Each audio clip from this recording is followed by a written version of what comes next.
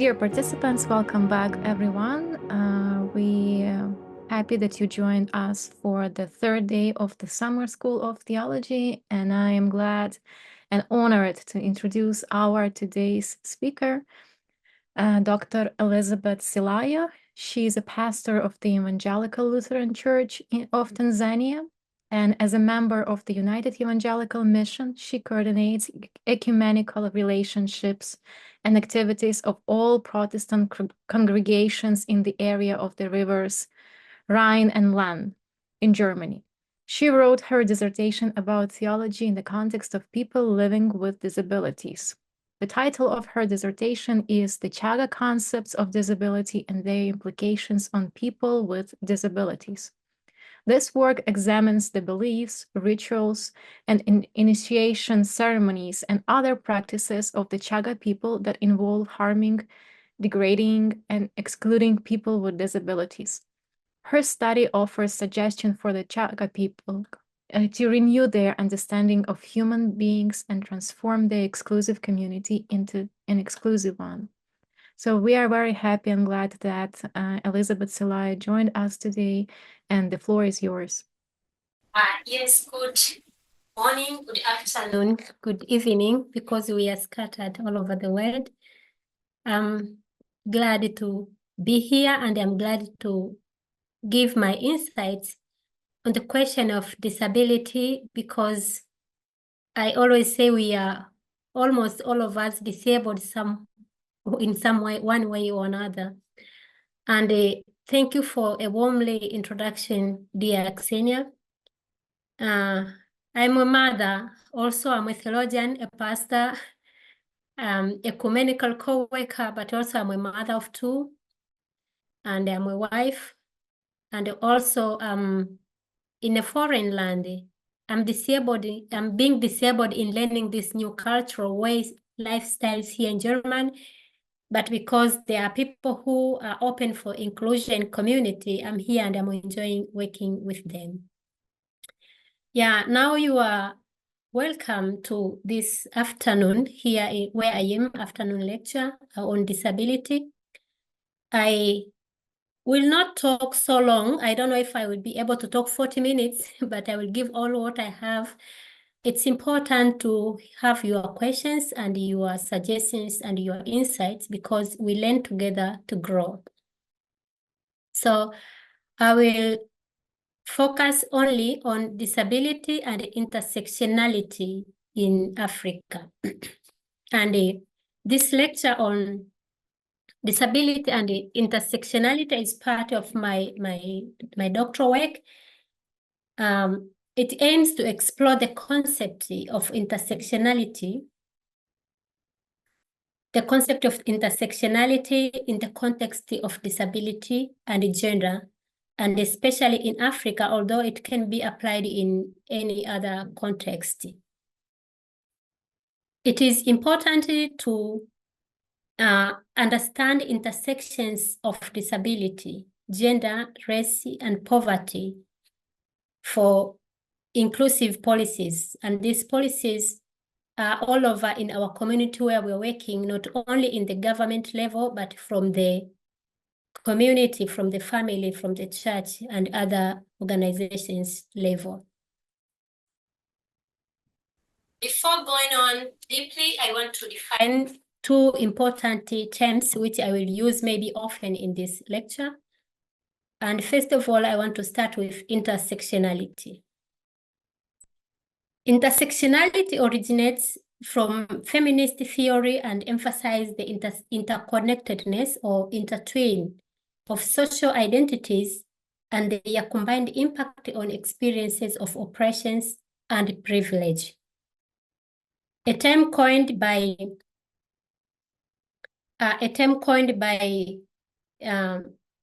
Kimberly Crenshaw emphasizes the interconnected nature of social categorizations, such as race, gender, class, and disability. These intersections create overlapping and interdependent system of discrimination and disadvantage. An intersectional approach to disability helped recognize that people experience disability differently based on their multiple intersecting identities. This approach is crucial for understanding how various forms of inequality and oppression, example, ableism, racism, sexism, combine to affect the life of individuals with disability uniquely. Therefore, applying intersectional lens to disability and gender helps in understanding how these identities compound to affect individual status, which might be different from another individual.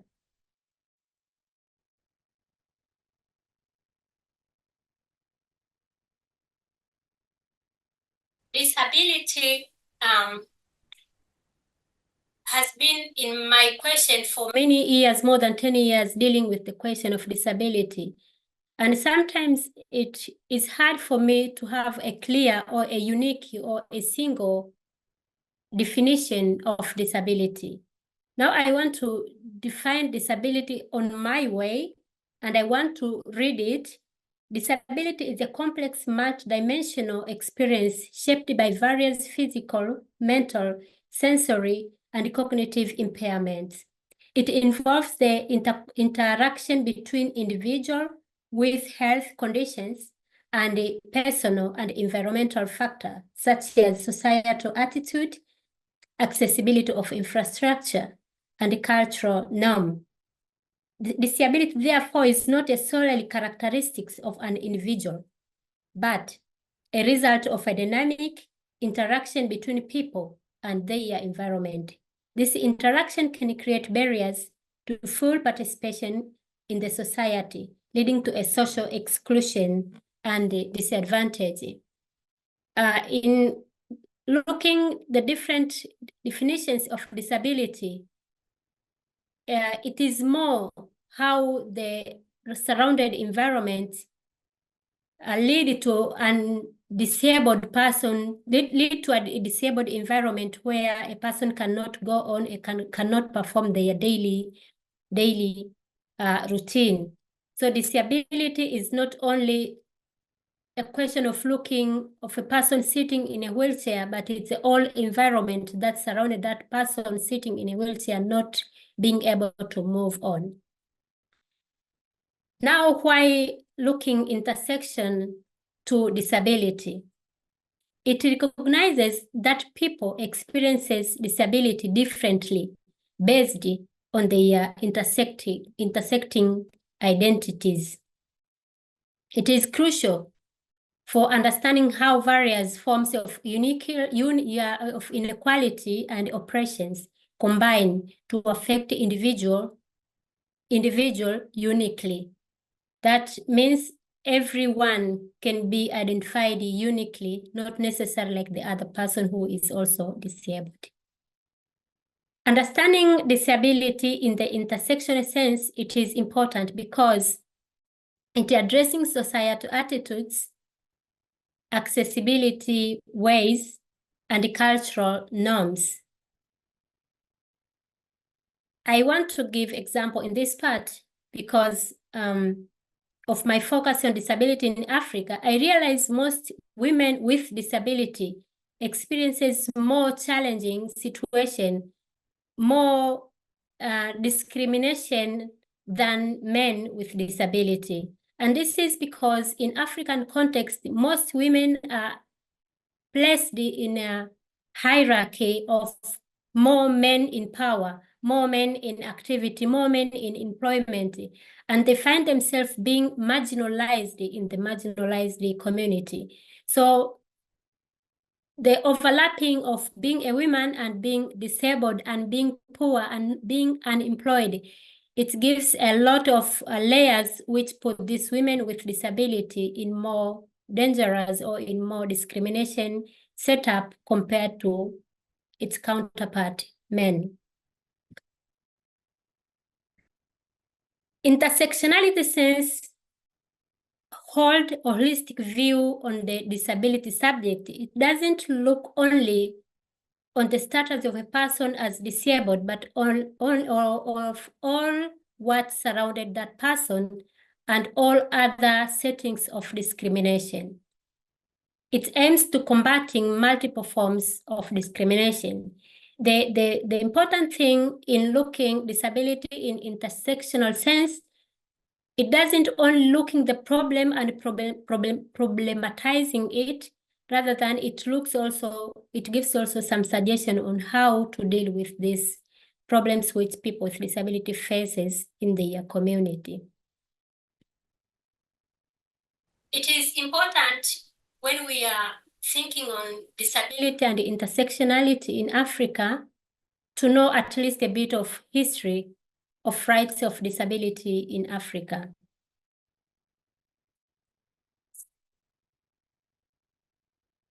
The history of disability in Africa is deeply intertwined with the cultural, social, and colonial legacies that have shaped the experiences and the perceptions of people with disability. Historically, disability in many African societies was often viewed through cultural and spiritual lenses. In some cultures, disabilities were and still considered as a result of ancestral mispressure or spiritual causes, leading to stigma and marginalization of people with disability.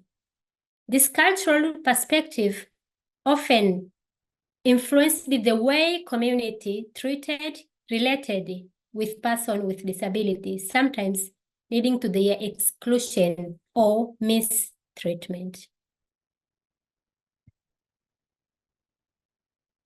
With the beginning of colonialism during 18th centuries, Western medical models of disability were introduced in African community. These models typically viewed a person with disability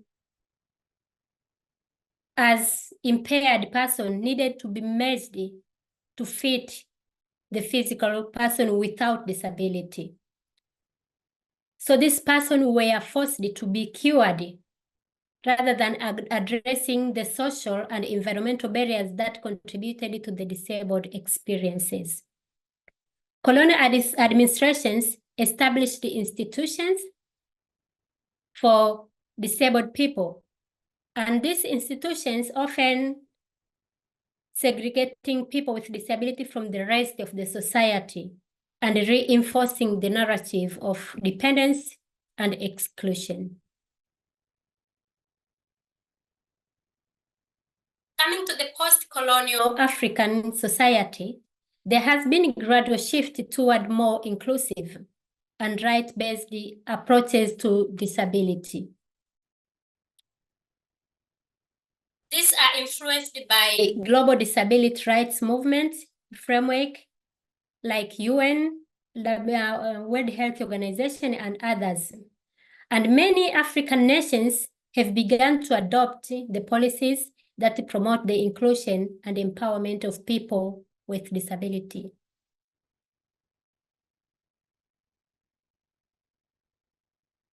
However, significant challenges remain, including lack of access to education, healthcare, and employment, as well as persistence of social stigma.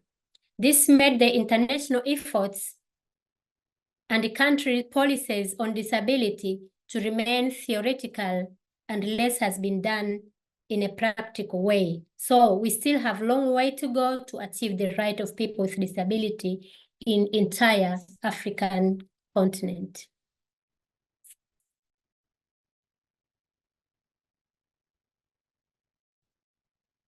Despite of all these shifts from pre-colonial, colonial time, and post-colonial time, what I can say and what is remarkable steps have been done by disabled people themselves, church organizations, and private sectors. These organizations have played a crucial role in raising awareness for policy changes and supporting the empowerment of individuals with disability. Their efforts have contributed to a growth recognition of the needed inclusive development practices that consider the diverse needs and potential of all individuals, regardless of their ability or inability.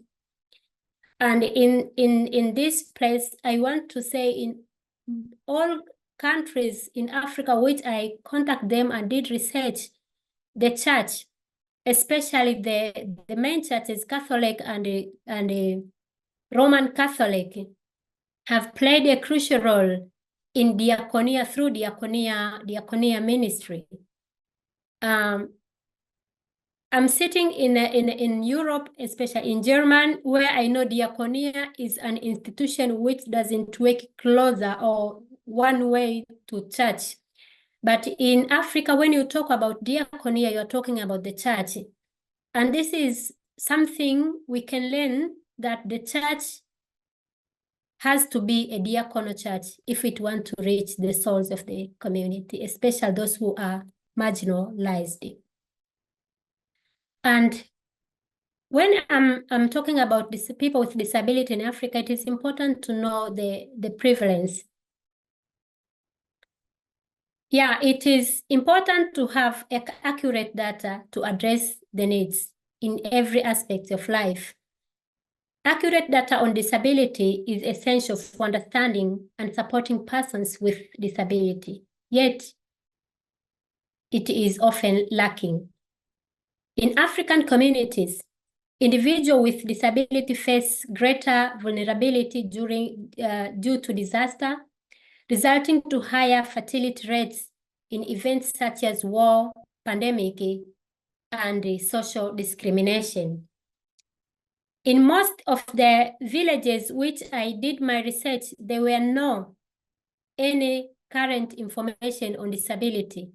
This was because the perception of people in the community, they consider people with disability as not their fellow human being. They were segregated, they were not counted, they were hidden, and this made the efforts of collecting their data also be a problem because of the social perception.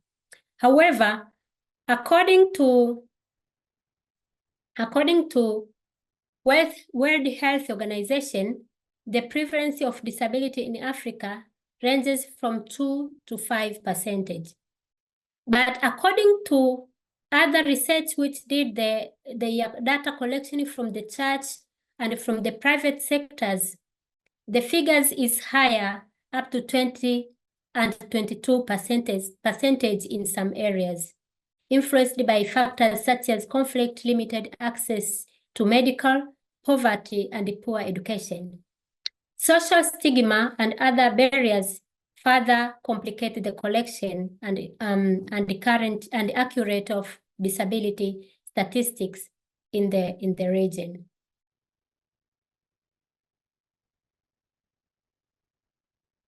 Intersectionality in the context of disability.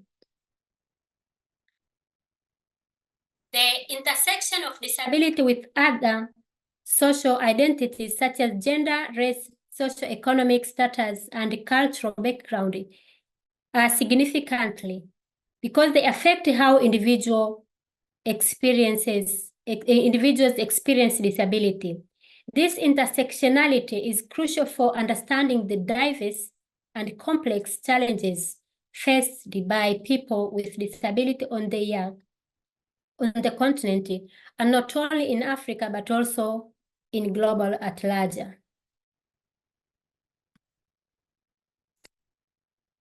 Question of gender and disability, I already said about women with disability, how they can be described different from men with disability.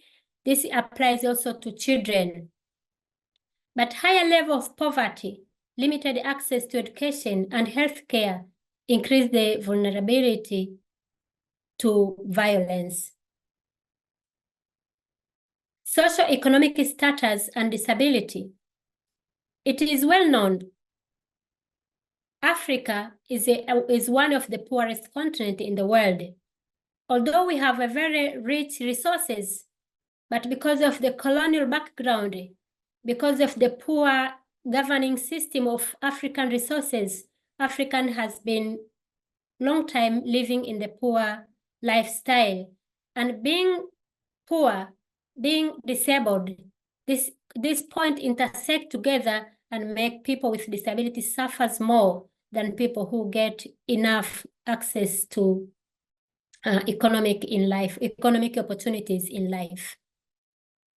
Coming to race, ethnic, and disability, this has been daily question in Africa. People with albinism has been counted as people with disability in Africa. However, in other continents, people with albinism has only a skin problem.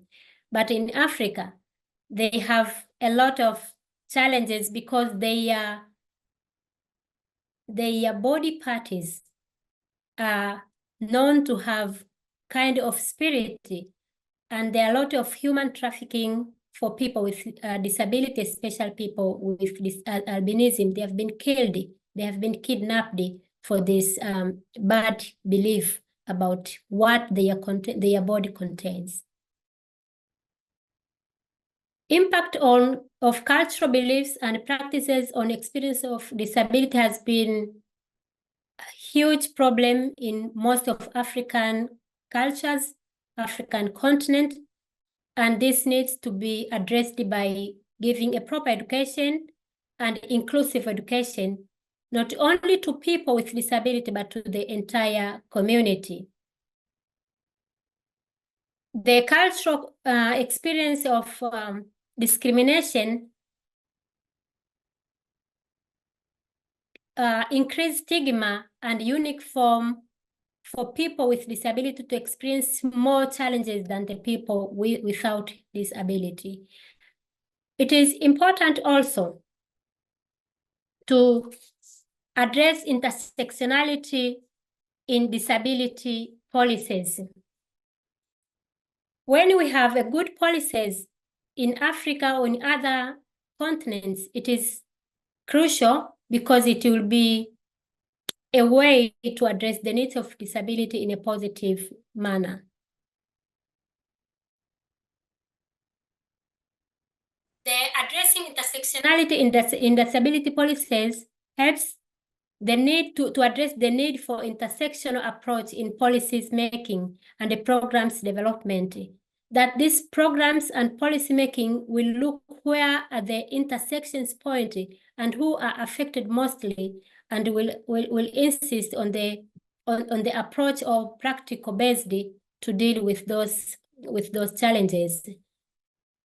It can offer recommendations for inclusive education, economic empowerment, healthcare, access, social protections, and community engagement. Disability viewed through an intersectional lens helps understand its interact with other identities. So we will not only focus on disability as how I said in the beginning, but we will look all surrounded environments which further the situation of disability to be worse. It is essential for developing inclusive policies and addressing distinctive experiences of a person or privilege. And this is important because every experience is important. Individual experience for a person with disability is important. Not only inclusive one, how people with disability all experience, but also how individual experience is also important. Take it from the individual level. Now, this is what I can share with you for today. And now the floor is open for your contributions. Thank you for your attention. Thank you, Dr. Elizabeth, for this presentation very much. I just want to start maybe discussion, and we will be waiting also for questions from our participants. And the question will be maybe too huge, but what is the role of religion in this situation? So in some way, you mentioned about the social, historical, cultural role, but what is the role of religion? And Africa is also like quite a huge country, and religion, we have a lot of religions and multi-religion country. But what is like, there is a negative and a positive role of the religion in context of that you described? Thank you for your question, Xenia. There is a tension between traditional religion and this modern religion because we differ in our beliefs, and I think all beliefs are important to those people who are partaking it. So most of the traditional beliefs in Africa, they have their ways of dealing with people with disability. There are some rituals which are used to harm people with disability because they believe in removing them from the community is also to remove those bad curses or to have a good connection with their ancestors. But also coming to the modern religion like Christianity and Muslim, they are supporting and they are giving more education on the question of human being, which is inclusive for people with and without disability. So the work has been going on, but there is this tension of traditional religion and their beliefs and the modern religion and their beliefs. Thank you. We have already some questions submitted in the chat, and they have a great question from Sarah Payne about the missionary work and its impact on the context of people with the disabilities. I said it because when the missionary came to Africa, they didn't incorporate our cultural understanding, our cultural way of living to theirs. They just established a lot of things which are new and were new to us and maybe still new to us. And there are also this tension because the church now adopting these missionaries' ways of helping people with disability in the centers. They are removed from their normality, from their families, and they are taken to a center, to their home care. They are confined. And for me, this is another way of exclusion and removing people with disability from their normality. And this is the continuation of the effect of colonialism. And it is still a long way to go till we understand our Ubuntu philosophy that I am because we are, and how it applies also to people with disability. Because when you discuss about humanism question or humanism relation in Western way, who they were who they colonized Africa, it is quite different from how we perceive humanism in Africa. Our socialism system is very important in approaching all issues on disability. So I think there is a big problem of the effect of colonialism, and it is still learning process on how can we use our African way of life rather than copying the Western way of life, which were brought there and doesn't match directly to our ways of life. Yeah, so I read also about the like disability theology in Africa, and I noticed that there are really a lot of the different publications and the books written on that.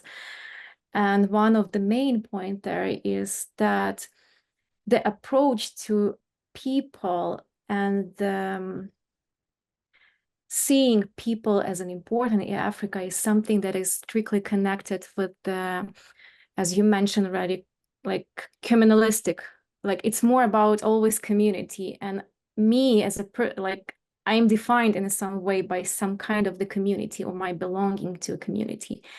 And the question is, if there is already, because we are speaking, you mentioned about the post-colonial world, but individualistic ideas, are they like, how may I say, emphasized, or are they still maybe not accepted maybe in some way, or they are like more, because you mentioned that all the humanistic ideas, they're always connected to the community. So I have to belong to something, to be a part of something, and makes me more important. But all those ideas that I'm important as a human being, as an individual being. So I mean, is this clear, or maybe not a clear, but kind of the clear understanding of those ideas? Thank you for your question. It's really philosophical one. And what I can say, in Africa, nothing is individual. And I know Africa is a very big continent. Africa is a continent with 56 countries. And we have a almost similar kind of lifestyle. Our lifestyle is more communal. And there is a lot of rituals from birth time to death time, which they put you closer to the community. And most of African, whether they like it or not, they have to pass through these rituals. And this makes you who you are. And for us, this individual says, is I am me. It is there, but it is also inclusive. And that's why African philosophy is defined more inclusive, that I am, that's I, because we are.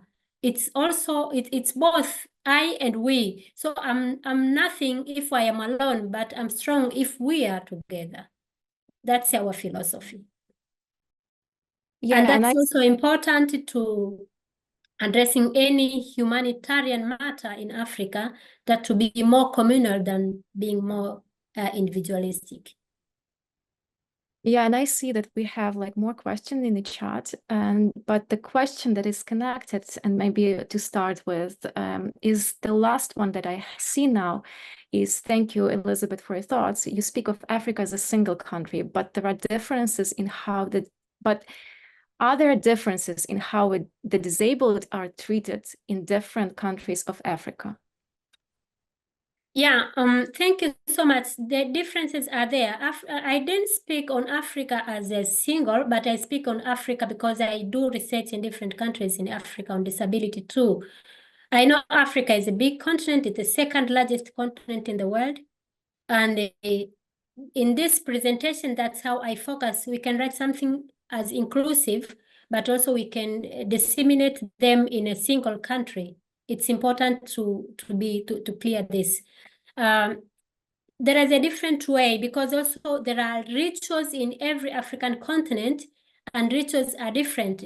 But my presentation focus on how those rituals are affecting people with disability or entire people in the community. But I just use intersectionality to see how people with disability have this overlapping affection than people without disability. Africa is not a continent. Africa is not a country. Africa is a continent, and we have a different rituals, but most of them are related. Thank you. We also have a question from Alexander Heichenko. He is one of our speakers and our good colleague and friend.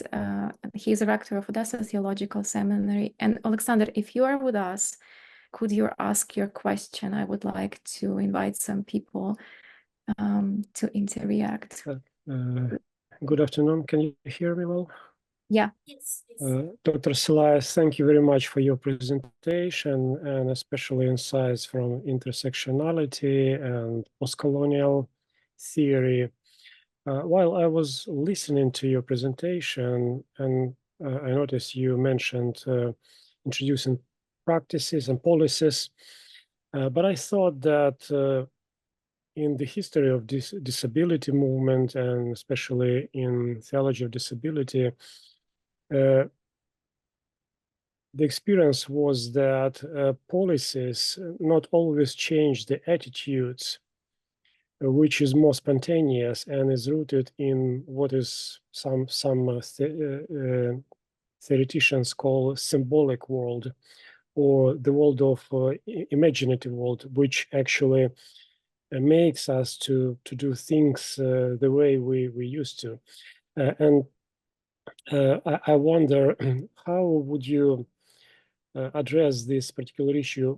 How actually to change this symbolic world in order to impact the attitudes and reactions of the people to people with disability, and actually help to implement policies which are more imposed from outside, while the symbolic world is operating within the community and individuals. Thank you very much. Yeah, I'm not sure if I really get your question clearly. Can you maybe simplify it? Yeah, practices mostly are imposed by the organizations or some bodies from outside. But what actually makes people to react is the image of the other. Okay, that Yes. some theories, they call this symbolic world, which actually our imagination of the world and the place other people take in that. And my question is how we can actually address this imaginative world in such a way that impacts changing people's attitude towards people with disabilities. Yeah, Is it more clear? Yeah. Yeah, thank you so much. Now I think I get you. And the book which I write, I can maybe later share the link. You can just buy it. I just write on the concept, on how do we think of others? How do we think about people with disability? The main question on my research was definition of human being. And is it inclusive or not? And this depends on how do we think about others, as how you address it in your question. What I can say, this is a long process. We need to learn more. And I believe that African can do more better because we have already this community lifestyle. So we have a lot of pulpits in our community, in our churches, in our politics, where we can our relationship with fellow human beings. If we say, I also criticize this Ubuntuism, and I say, if we say as African, I am because we are, how can a person with disability suffer in the midst of other fellow human in this communitarian lifestyle? So we still have to learn, we still have to go on researching how are we relating as human beings. And how can I be open? How can I not be too judgmental? How can I consider the image of God? How can I see God with disability when I see a fellow person with disability? So we still have a lot to do, and we still have to learn. We still have to preach, not only to preach in a way preaching the gospel, but to stand firmly in this pulpit and consider one another worthy, regardless of how she or he looks. Thank you. I don't know if I addressed your question well, but that's my way to approach this. Yeah, thank you very much for your answer. We have a question related, I think, that from Sarah Payne. And Sarah, if you are with us, can you ask your question? Good morning. Good morning. Basically, what I was curious about is, does the cultural ethos of Ubuntu, I am because we are, explain why persons with disabilities are segregated apart from, and I hesitate to use the word normal, but the gathering of community often because their disability is somehow suggestive of a brokenness within all people?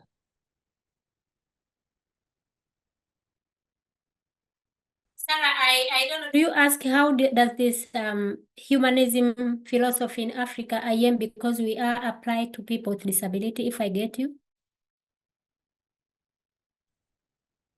Yes, but I guess I'm curious about is maybe some of the underpinning of the need to remove persons with disabilities from the gathered community because of the discomfort that that is felt and or suggested that if I am because we are as a group and somebody within the group has a disability, then that suggests that maybe there is something that is disabled within all people. It's just that it may not be visible or as readily apparent.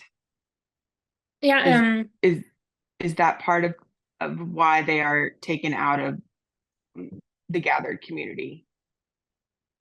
Thank you for your question, Sarah. It's this long history of the cultural beliefs. What do they believe on people with disability? How do they relate to them? There is this tradition or cultural beliefs that they are caste, or there is a caste from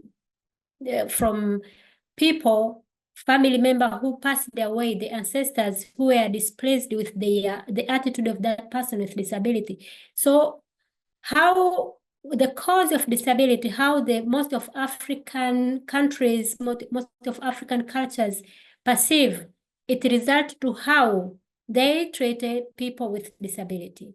And also coming to the question of colonialism, when the white people came to Africa and see their ways of dealing with people with disability, they didn't incorporate their knowledge to this cultural knowledge. Rather, they establish the institution of people with disability, and they take them from their family to this institution. And this doesn't really support a lot, but they extend these ways of exclusion. So when we say human being, in most of the areas which I did research in Africa, people with disability are excluded. Not only people with disability, there are other categorization, poor people, maybe women has their category, and there are rituals which are still done to standardize the level of human being in most of African cultures today. And this is a real problem, and the way to address this is to see all these intersections and to address a human being as a whole, and to also give power, give space, give safer space for people with disability to address their need. Thank you. So this humanism is still, we need also to redefine the praxis of faith in our continent, of Ubuntuism in our context, Africa. I also know that there are a lot of the bills or like the documents that in some way used for people to protect the rights of the people with the disabilities in Africa. But do they have this, do they apply this approach in those documents, or they are more like I mean, this approach of the I am as a part of community, I am because we are, or they more like the copy from the Western approaches? I never read, but I noticed that there are really a lot of, and even different countries or in Africa, they do have the documents that speak or use to protect the rights of the people with the disabilities in Africa. Yeah, as how I said during my presentation, there are a lot of documents. In every country, there is this adoption of this global organizations movement on the right of people with disability. And most organizations who are working for people with disability adopt also these documents. But coming to the reality or what is reported, what is going on in the context is contrary to what is written. So this theory and the praxis should be, to me, myself, should be equally or at least closer. But most of things are written, not done. So we need to say more, to act more, to reach what we wrote, to reach this theoretical understanding of disability. There is a good question from one of our speakers, Talita Korman Giten, and she thanks you for this inspiring lecture, and she shared also her experience that I will read it. I have recently assisted in 2 thesis juries on disability issues in Cameroon and in Congo. Both doctoral students mentioned that part of the problem in these countries seems to be the importance of witchcraft in traditional religions. Disability falls clearly within the framework of witchcraft for many Africans. How does your work address this aspect? Is a Western approach audible in African context? How would Ubuntu address disability issues? Yeah, thank you for the question. I don't remember the name of who asked it. In my work, I also address the question of disability. And it's this curing beliefs. Not only disability, I also address the question of witch doctors, which they claim to cure or to fight for the power of witchcraft. And I also interviewed one of my friends who was working in Usa River Rehabilitation Center in Tanzania. She is a Western person. She's from Germany. And I asked her, how do you deal with witchcraft issues in this center for people with disability? She told me, Elizabeth, I say in Africa, witchcraft is real. It's not something we imagine, it's something real. That's what the answer she gave me. I address this, but it's something which we cannot have one-to-one answer because it's something magical. And if you are not in that world, you cannot just give. You just interview people, just hear people and give what they said or what you see. Because I did ethnographic research, I was in the community.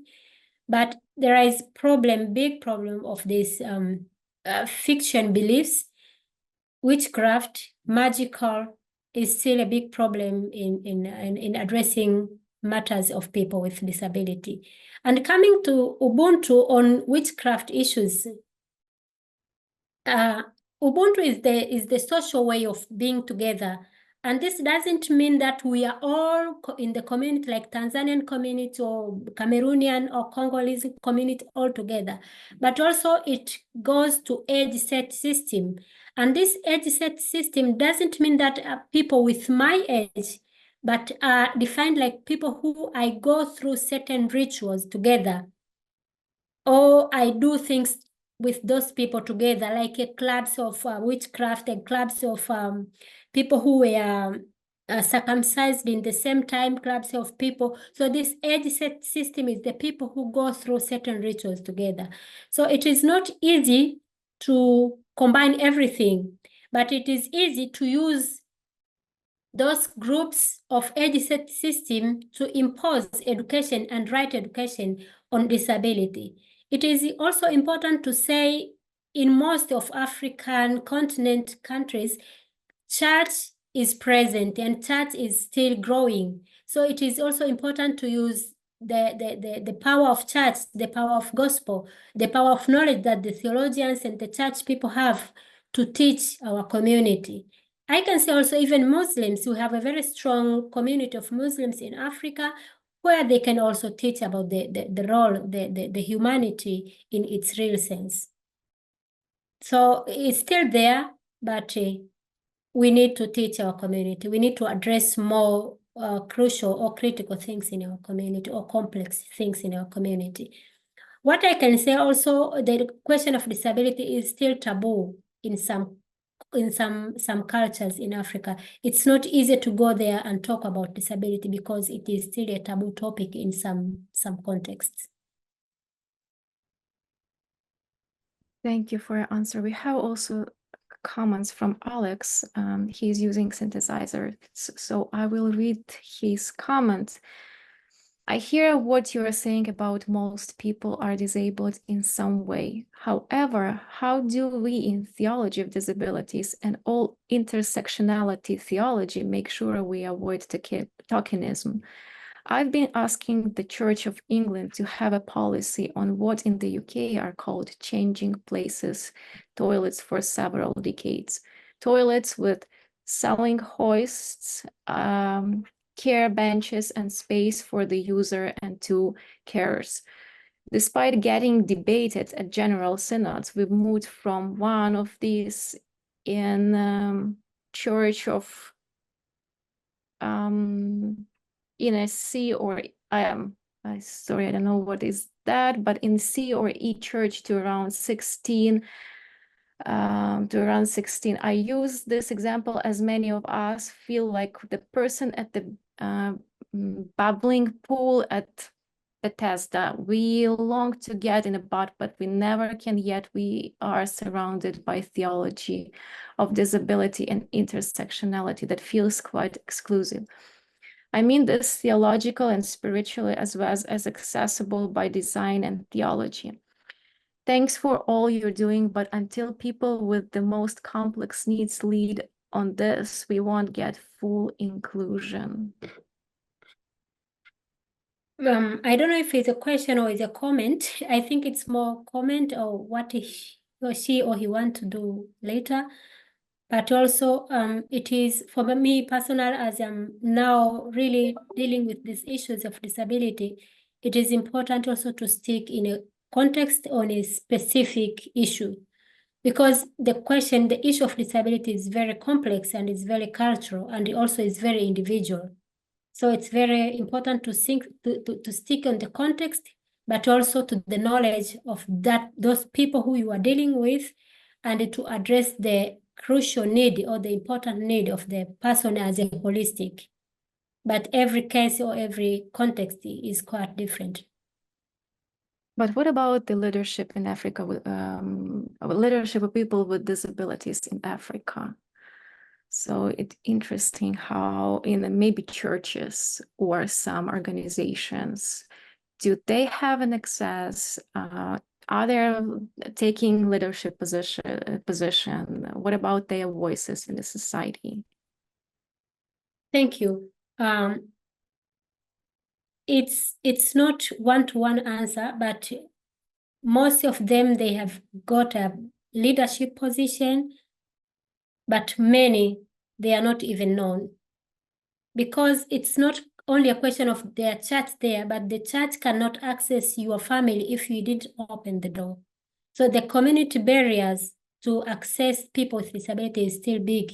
But those who are open, who can be open to relate with other people in the community, they can get some jobs, and especially in the diaconia department in the churches, because diaconia is mostly operated by the church.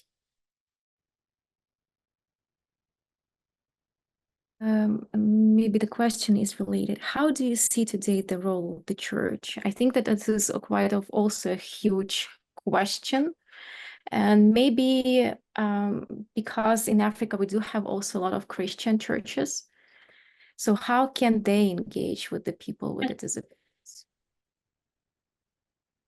And do they also count, relate to the maybe kind of the religions that exist in Africa, have the deeper roots?